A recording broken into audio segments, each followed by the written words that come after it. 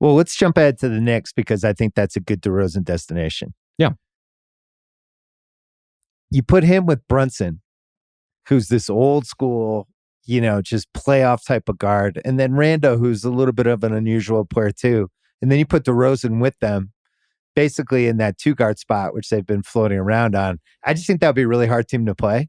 And I don't know if Barrett, they have some issues because he's a poison pill guy. Yeah. But you can also get creative with that. If you're trading, like if Chicago trades other guys and they cut some salary, maybe it's a little bit easier. But I just like that. I don't think the Knicks are that far away. 17 and 13. I have them as number 12 on my board right now, which I couldn't believe as I was doing the teams. Defensively, they starting to feel a little bit more like a Tibbs team. I think they're fun to watch. I think Brunson's been awesome for them. He's been great. And I'm honestly not surprised. Are you? Were you like, oh my God, I wonder if Brunson's going to be good in the Knicks? Like, I was all in on Brunson. I felt like we got enough of a sample size with him in Dallas. I was still a little surprised that people didn't realize how important he was to Dallas last year, just in a variety of ways. But if you had one more playoff scorer to that team, I don't know, the East is after the top two, I just feel like it drops. I think what makes them tough to read is they've been playing great lately. Especially like you look over the last 15 games or so, their starters have been one of the best high usage lineups in the NBA. That's a great sign in terms of if you're like banking on what this group is moving forward. It's hard to give that up. It's hard to give up. You look even just recently in this game against the Pacers this week, I think that's as good as Randall and Brunson and Barrett have all played at the same time. And so you're like, okay, this is finally clicking. This is finally here. And so either you're thinking trade to bring someone in to get better and potentially disrupt that very precarious balance you're starting to build, or do we really trust that balance is real? Like, is this something that is going somewhere where you would be dissuaded from trading away Julius Randle down the line or making some other kind of shakeup? Like, for as good as the Knicks have been, and like this is a harsh thing to say for a team that's on a win streak, but like I just still don't think this still feels like a team that needs to be reimagined to me, even with as well as they're playing, even with as good as they've been defensively. Like, you need to be doing one of two things. Like, do you trust this team to be good and stable long term, or do you trust them to compete for a championship right now? And I think they're closer to the former than the latter, but I don't really trust the long-term prospects of this group either. Well, what's fun about them for somebody like in the DeRozan salary range, they got Rose at 14.5. Yeah. Basically an expiring. And then Reddish at 6. So I'm already at 21. I'm already like one more contract I can just get DeRozan. I don't really have to touch anybody good. They have a lot of picks. They have their own first for the next 7 years. They have protected first from Washington, Milwaukee, and Detroit. They have a top 10 protected first from Dallas. So they could just throw some stuff without really touching Toppin or any of their guys that are playing for them, and then save the other stuff for a second trade if they wanted to. I'm a little more bullish on the Knicks adding a piece because not even like for whether you and I think it's a good idea. I just feel like the guys that run that team, they're in year 3. It's kind of a shit or get off the pot thing with Tibbs. Sure. And I think you kind of have to find out. Now, the way this can go wrong is the way it went wrong for Chicago, right? Where they're the same thing.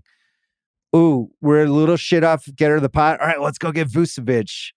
And now you see where that went. Maybe they miscalculated that. In this case, I do feel like you can get somebody good without really touching who you have. And I think the fans want it. Like, I think one of the things they have going for them is even if they can try to be a top 5 team in the East and get some home energy for these games, and they've unlocked Randall is the most important thing that they did. I don't know what's going to happen with Barrett. He's been up and down. Every time I watch him, he either looks terrible or he looks pretty good, but he doesn't look like the guy from last year. But Randall does not look like the guy from last year. Randall is back pretty close to the guy from 2 years ago, right? He's had some really good stretches. And like there were points defensively where you could really zero in on what he wasn't doing or being out of position and like really pick at that. I do think he's been better. I do think, obviously collectively, they've been so much better defensively. And if they can, you're right, like you are right, if they can get a little bit more punch, they can be a really solid team for this season. I'm just not sure if like that's what you want to push in for with a guy like DeRozan, for example, who what I love about DeRozan as a potential fit for them is he would be so good anchoring second units, like playing without the other other stars for New York without their other best players and really elevating some of those groups.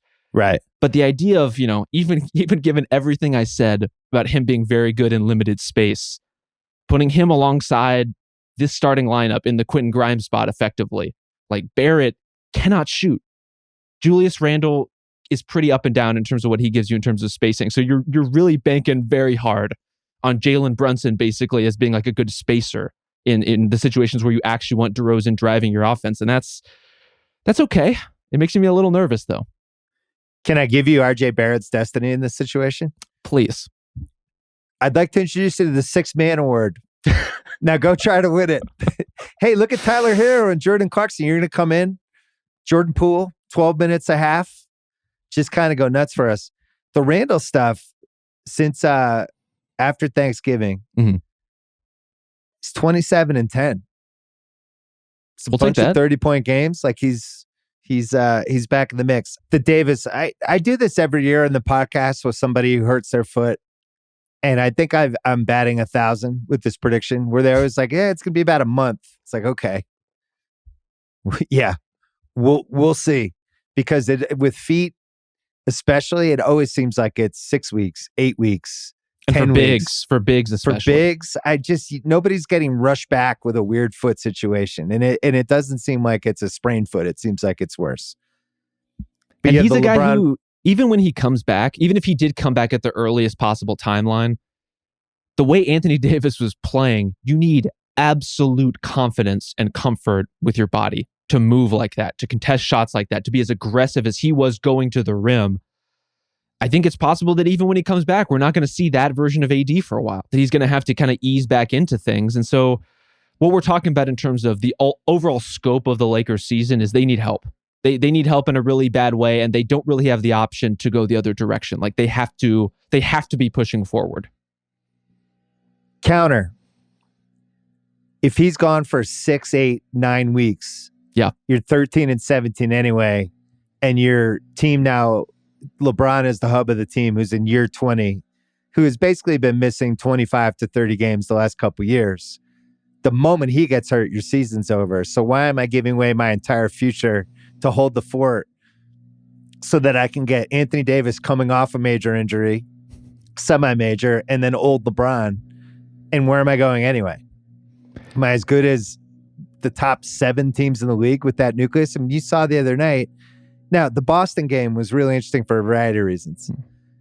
Darvin Ham says, fuck it. He plays Russian roulette with Davis and LeBron in the second half. Doesn't take him out. Davis gets hurt 3 nights later.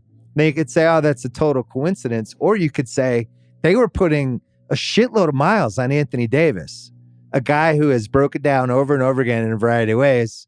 And he broke down 3 days after that game. I remember this happened in New Orleans with Boogie Cousins when they had the Boogie Anthony Davis combo, and they were just riding those guys. And Boogie was playing big minutes, and then he got hurt. And I just think you have to be really careful with these big, a little bit injury prone guys. So I already feel like they were pushing the RPMs to like 7. Davis already broke down, and LeBron is in year 20. If I was a consultant of the Lakers, I would be like, dude, the New Orleans pick is a sunk cost. Okay, first of all, no one should hire you of all people as a consultant to the Lakers. No, this is a great idea. They should hire me. I'll be totally honest interest. with my thoughts. If I was an objective consultant, I would be like, what are we doing? Yeah. That Pelicans pick is gone. We're not getting it back. We're not going to win the title with the team we have. Now we're going to ruin the end of the 2020s for what? We're going to be better than Milwaukee? I think my counterpoint to that would be, when was the last time that the Lakers' future was actually their draft picks in any way? Like this is not a team that drafts players and goes through like the long developmental process and like those are our guys. Not since Kobe, effectively. Like that was really like the standout case of that. But like LeBron wanted to come here, and it wasn't because the Lakers had draft picks, and AD wanted to be traded there. And it cost draft picks to do it, but like ultimately the young talent is not going to stand in the way of things like that. It's not going to stand in the way of other stars right now, even with everything as they are with the Lakers wanting to play there, wanting to be a part of that franchise. Like those are the facts of life for that organization, and picks mean different things to different teams. I don't think they mean that much to the Lakers, frankly. Well, you know who hopes you're right? About 8 other teams in the NBA. They certainly do. They're Look, those teams. I hope Rob Mahoney is right in that they're going to be dumb enough to trade those picks. And that's the thing, ultimately. Like, that's why you want to be the first mover, is like, you want those picks. You want to be able to take advantage of the fact that that pick means more to your franchise than it ever would to the Lakers, even if it's the number 1 overall pick. I just have serious questions about Davis being able to stay healthy for 8-9 months a year. Yeah. And, I know his agent he was interviewed about it and was saying, like, if you look at each injury, each one was a fluke. He stepped on somebody's foot or whatever. But I just think if you're relying on him the way the Lakers relied on him to get back in the race when they were like 2-10, when he went on that run, he couldn't sustain it. He got hurt. He broke down. Some guys just aren't durable. Other guys are. Giannis doesn't break down. Like Luka, as weird as he is and his slow motion, and I wouldn't say he's in the greatest shape ever, but he's durable. Like, he plays big minutes and has a big usage rate. He doesn't get hurt. Absolutely. The fucking Joker never gets hurt. The Joker just gains steam. You might be an alien. And Davis gets hurt over and over and over again. And I don't, at some point, you got to look at him and be like, is this a fluke or is this who the guy is?